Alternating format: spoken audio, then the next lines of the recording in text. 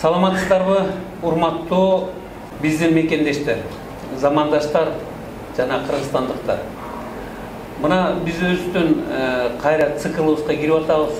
Атактуу, аттуу баштуу кыргызга өтө чоң салым кошкон, ушундай бийик деңгээлде кыргыздын маданиятын көтөрөлүп, кыргыздын маданиятын желегин көтөрүп, кыргыздын ошо Манас атабыздын урпактарыбыз, ошо урааныбызды көтөрөлүп деген мына кыргызга өмүр бою салым кошуп жүргөн биздин өзүбүздүн агайыбыз Жаныбек байке деп коет, бирок негизи Кыргызстан бою Спартак деп аталып калган. Себеп деген дүйнөнүн баарын кыдырып, ошо биздин аксакалдар менен чогуу кыдырып жүрдүңүз агай.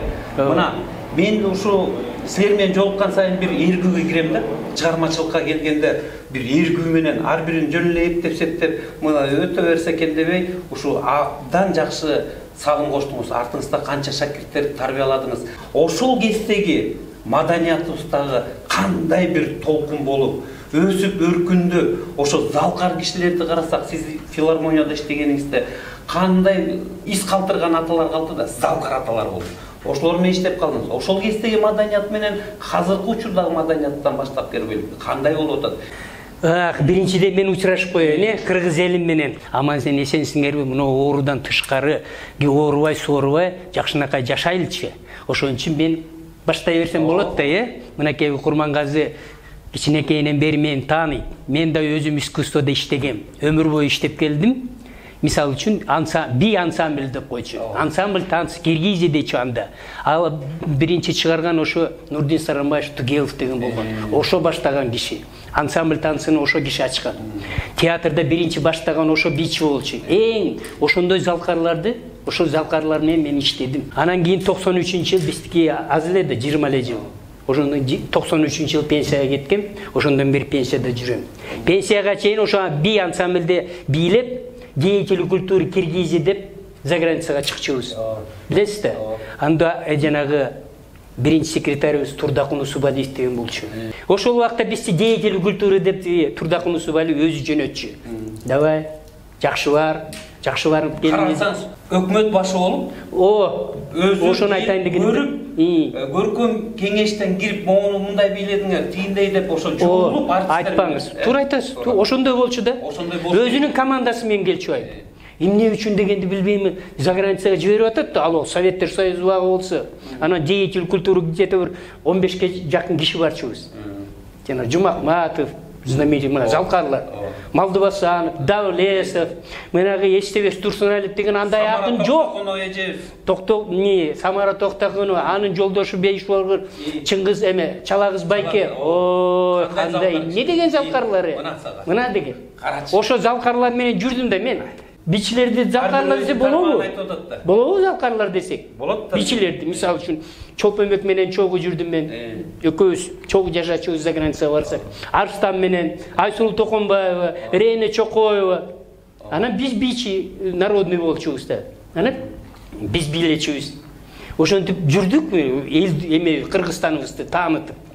Анан театрга келсең, театрда балдар айтчу. Спартак эмеден келди. Швециядан, Франциядан келди.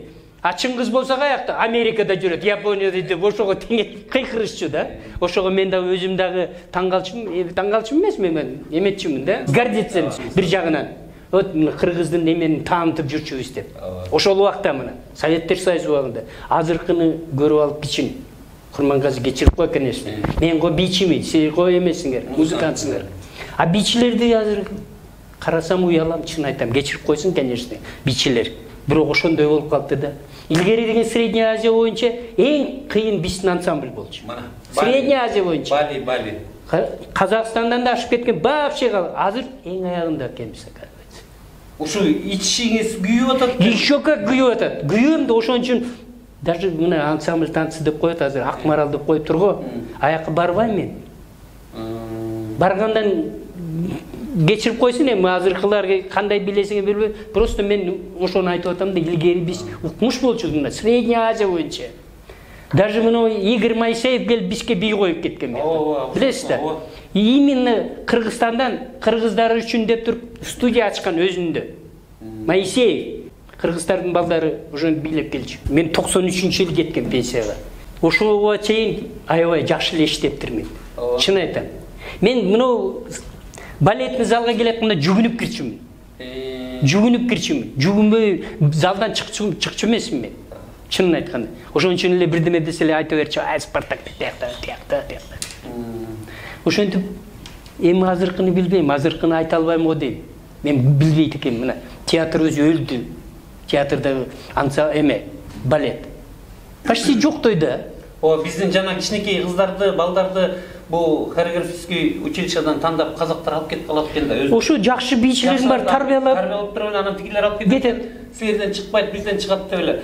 Ошондой болот. Маданиятыбыз чөгүп калгандан, экономикасы сылдый чөгүп калгандан, анан жакшы аттуу мындай чыгып келаткан балдарды көрүп туруп эле анан алып кетип калышат дагы, анан башка мамлекеттин желектерин желбиретип атат да. Анан ушуга кандай системаны оңдойбуз? Эми кантип системаны оңдойбуз деген жакшы руководитель керек. Бийди түшүнгөн киши керек. Анан азыркы карап турсаңыз, азыр театрда мисал үчүн главный балетмейстер деген жок. Жакшынакай. Илгери деген Уран Сарбагыш дегенди билесиз, уктуңузбу? Кандай эми балетмейстер? Кандай көтөрдү?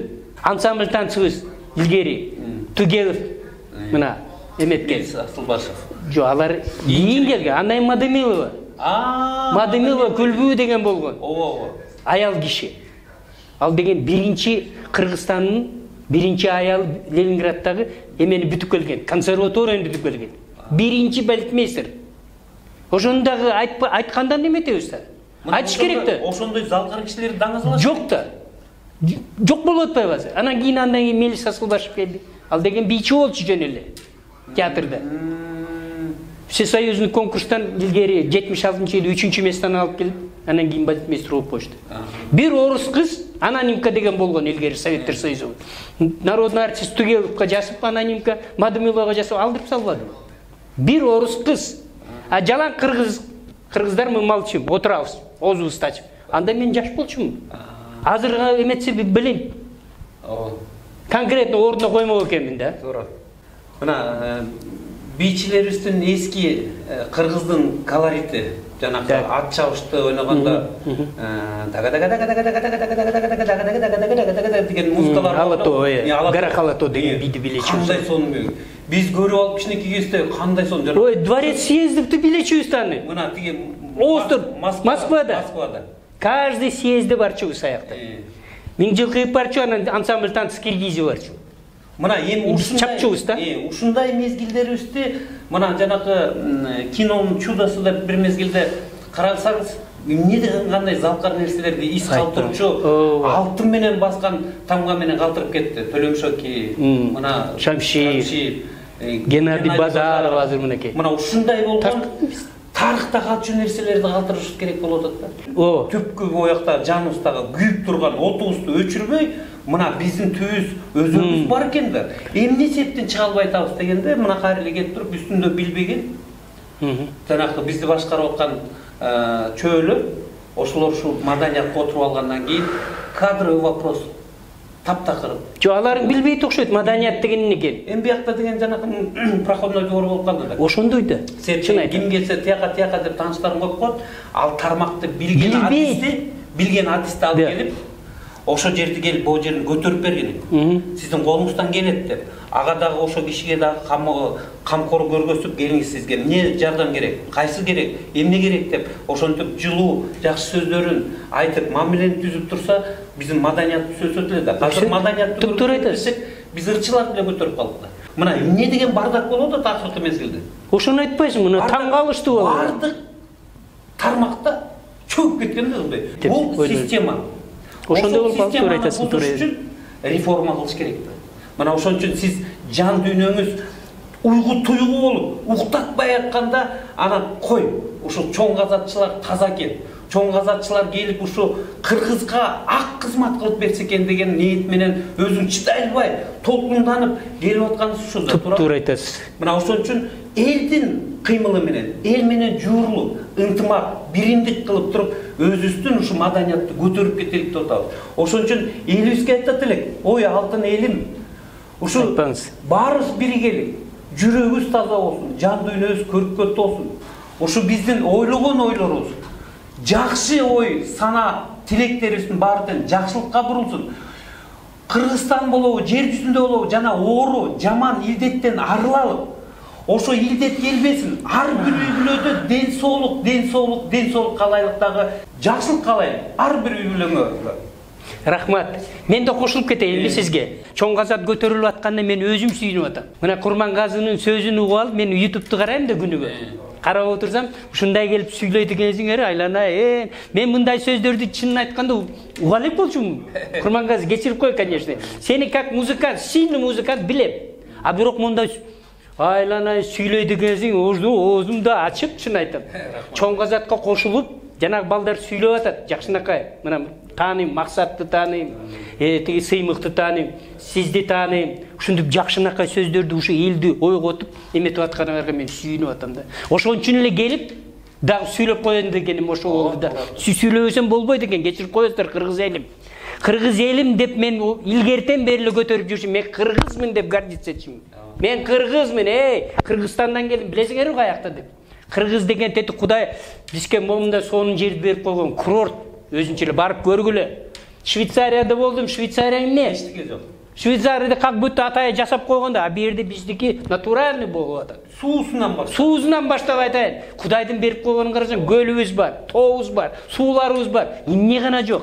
Могу Курмангаз окшогон момундай музыкантыбыз бар. Мага окшогон бийчилер бар дегендей. Чын айтам, биз Кыргызстанды көтөрүп жүргөнү ошо. Кыргызмын деп жүргөнүбүз ошон үчүн болду да. Мына дүйнө жүзүн кыдырып эле келдик. Мына Советтер Союзу убагында мен 39 өлкөнү кыдырып келдим. Курмангазы болсо мынакей ушу тет илгертен бери эле 120 өлкөдө кыдырып келди. Ошон үчүн биз кыргызым, давай биригели. Мына Чоң Казатка кошулалы. Чоң Казат деген эмне дегени? Мына балдар муну алып чыкпаса билбейт экен, ким алып чыкмак? Мен жүрмөкмүн баягы ичим күйүп коюп, тырмышып. Чын айтам, Курмангаз, кечирип кой. Рахмат сага чоң рахмат. Чоң Казатка кең, чоң жол каалайм. Чын айтам, ак жол каалайм. Чоң Казат алга, только алга. Ошон үчүн мен да поддержка кылам силерди. Рахмат. Ошон үчүн. Жакшылык каалайм агай. Рахмат.